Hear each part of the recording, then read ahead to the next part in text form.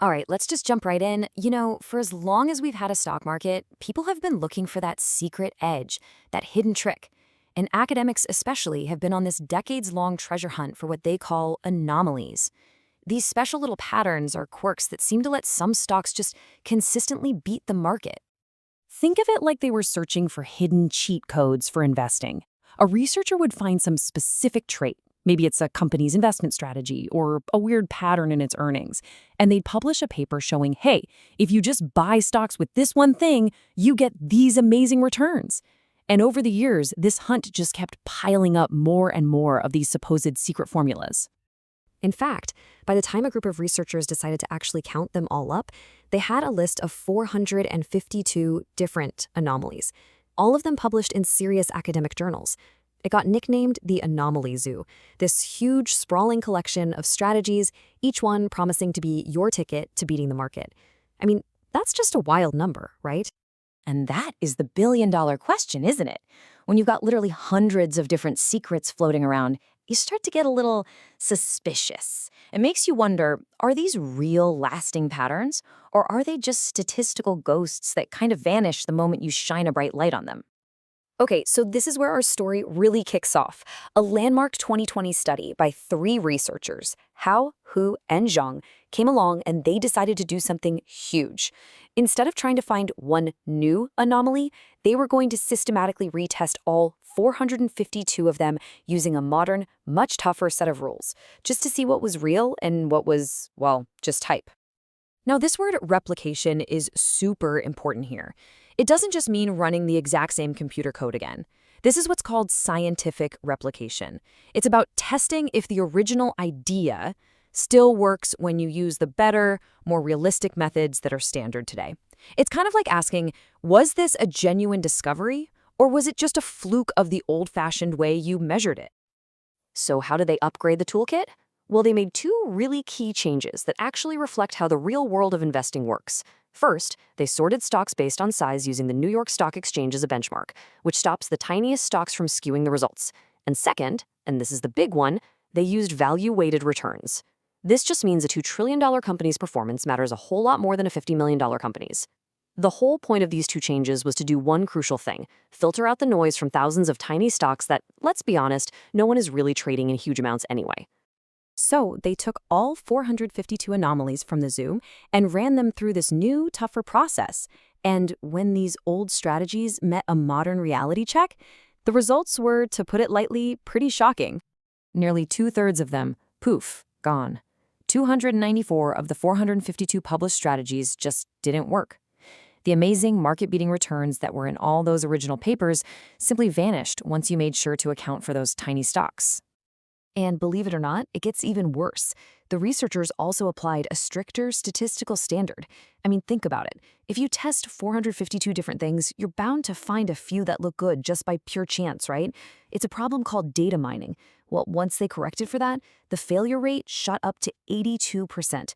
More than 4 out of every 5 of these tricks were likely just statistical flukes. I mean, this is a massive graveyard of investment strategies. It really forces you to ask, what on earth was going on in all those original studies? How could so many smart people get it so wrong? Where did all that supposed alpha, that market-beating return, actually come from if it wasn't real? Well, it turns out the answer for the most part comes down to one specific group of stocks that have this huge and often very misleading influence in financial research, the microcaps. Microcaps are, well, they're exactly what they sound like. They are very, very small public companies. Now, there are thousands and thousands of them, which means they can easily dominate a data set if you're not careful. But in the grand scheme of things, their actual economic footprint is almost nothing. And this chart, wow, this just shows you the problem perfectly. Microcaps make up about 60% of all the individual stocks out there. 60%. But when you add up all their value, they represent only about 3% of the entire stock market. The other 97% of the market's value is all packed into the remaining 40% of stocks. It's a massive, massive disconnect. So here's the trick. Here's how this created that illusion of performance. Many of those original studies used a method called equal weighting. And that means that in their meth, a tiny, obscure microcap company had the exact same influence as a giant like Apple or Microsoft. It's kind of crazy. And because these tiny stocks can have really wild price swings, this method basically amplified all their weird behavior, creating patterns that looked like amazing strategies, but were really just noise from a forgotten corner of the market. The modern, value-weighted approach fixes this, making sure a company's influence matches its actual size, which, is how things work in the real world. But okay, it's not all doom and gloom. The story isn't that everything failed.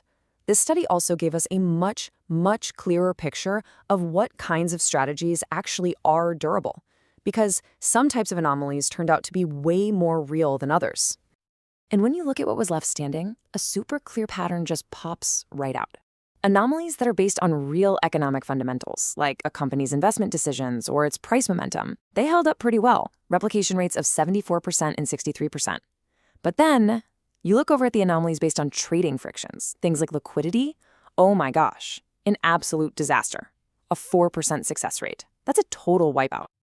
This meant a lot of really famous strategies, things that were once like pillars of finance, just didn't hold up.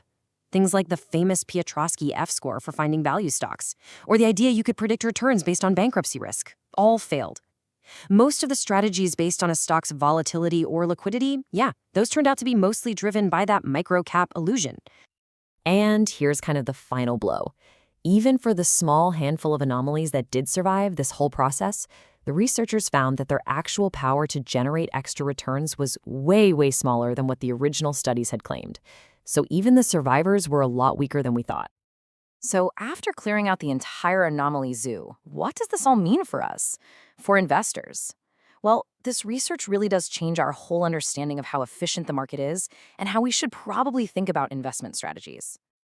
I think the authors of the study put it best themselves. Their big conclusion wasn't that the market is perfect, but that it's a whole lot more efficient than that giant anomaly zoo would lead you to believe. The number of real, usable patterns is just far, far smaller than we ever thought. So let's just boil it down. What are the big takeaways here? First, just have a healthy dose of skepticism. If a strategy sounds way too good to be true, it probably is. Second, always be on the lookout for that microcap illusion. A lot of brilliant-sounding strategies are just noise from tiny stocks.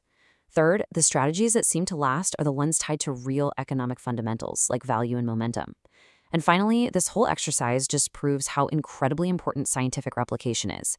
It's the process that separates real insights from what are basically statistical mirages. And this leaves us with one final thought. The hunt for these market secrets is never going to stop, right? So the next time you hear about some new secret for picking stocks, you'll know the first and most important question you need to ask. Does it work on the stocks that actually matter?